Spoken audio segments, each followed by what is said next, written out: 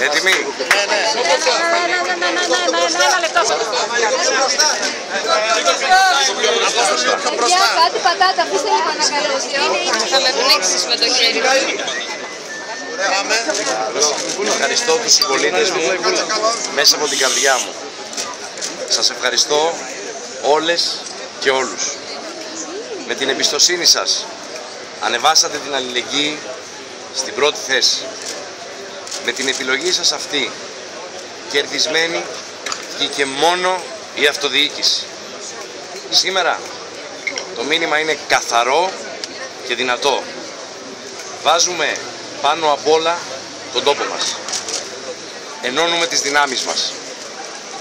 Η αλληλεγγύη είναι ένας ανεξάρτητος αυτοδιοικητικός συνδυασμός. Δύναμή μας είναι η εμπιστοσύνη των πολιτών και μόνο. Μαζί συνεχίζουμε, χωρίς εξαρτήσεις, πέρα και πάνω από όλα τα κόμματα. Γιατί τα προβλήματα τα καθημερινά δεν έχουν χρώμα. Γιατί φέρνουμε αποτελέσματα και λύσεις για όλους με βάση τη γνώση, την ικανότητα, το έργο, τη δουλειά και το πρόγραμμά μας.